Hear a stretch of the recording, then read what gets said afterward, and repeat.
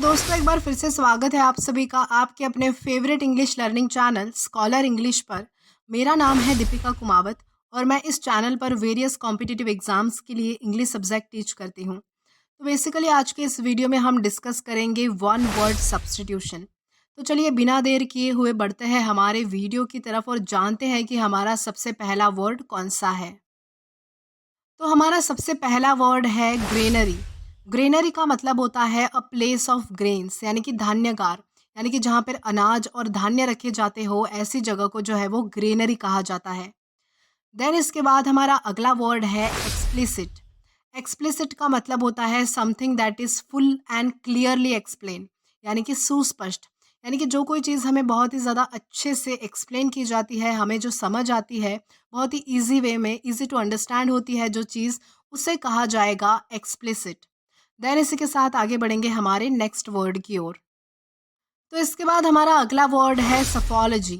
सफोलॉजी का मतलब होता है द स्टडी ऑफ इलेक्शन, यानी कि चुनाव विश्लेषण या फिर चुनाव विज्ञान। जो लोग जो है वो चुनाव के बारे में या फिर इलेक्शन के बारे में जो है वो स्टडी करते हैं, उस फील्ड को जो है वो सफोलॉजी कहा जाता है।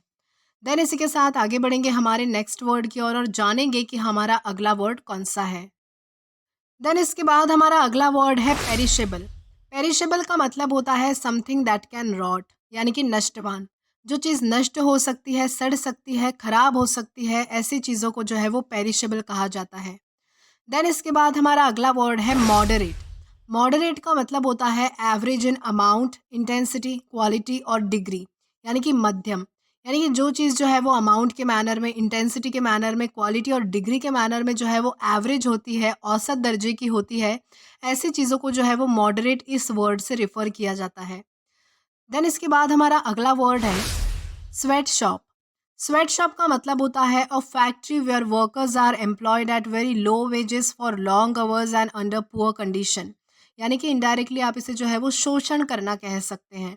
यानी कि कोई ऐसी फैक्ट्री, कोई ऐसी वर्किंग जगह जहाँ पर जो है वो वर्कर्स को एम्प्लॉय किया जाता है, रोज़गार प्रोवाइड किया जाता है, लेकिन बहुत ही लो कॉस्ट पे, यानी कि उन्हें जो है वो बहुत ही ज़्यादा कम मुआवज़ा दिया जाता है, घंटों तक काम करवाया जाता है और पुअर कंडीशन में काम करवाया जाता है, यानी कि उनके पास कोई पर्क्स एंड इंसेंटिव्स नहीं होते। तो ऐसी चीज़ों को जो है हम वो स्वेट शॉप कहेंगे, ऐसी प्रोसेस को स्वेट शॉप कहा जाता है। देन इसी के साथ हम आगे जाएँगे हमारे नेक्स्ट वर्ड की ओर और जानेंगे कि हमारा अगला वर्ड कौन-सा है। देन इसके बाद हमारा अगला वर्ड है चेव। चेव का मतलब होता है rub a part of the body to restore warmth और सेंसेशन, यानी कि मालिश करना। जब आप बॉडी पार्ट, किसी भी बॉडी पार्ट को रब करते हो ताकि उसमें जो है वो गर्माहट पैदा हो सके, स्पेशली ठंडी में जो है हम वो हाथ रब करते हैं तो उसे जो है वो चेव कहा जाता है। देन इसी के साथ आगे बढ़ेंगे हमारे नेक्स्ट वर्ड की ओर। देन इसके बाद हमारा अगला वर्ड है ओबेसेंस। ओबेसेंस का मतलब होता है a gesture expressing respect such as a bow, यानी कि अभिवादन करना। यानी कि ये एक जो ओबेसेंस जो है वो रिस्पेक्ट शो करने के लिए जो है वो वर्ड यूज़ होता है, यानी कि जब आप सर झुकाकर किसी से अभिवादन करते हैं, उन्हें ग्रीट करते हैं, तो उसे जो है वो ओबेसेंस कहा जाता है। देन इसके बाद हमारा अगला वर्ड है इनएप्टीट्यूड।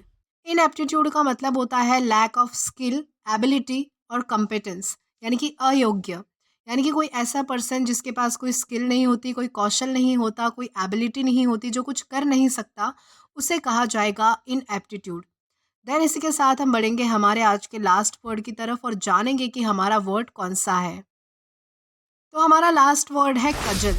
कजल का मतलब होता है a short thick stick use as a weapon, यानी कि गदा या फिर लाठी।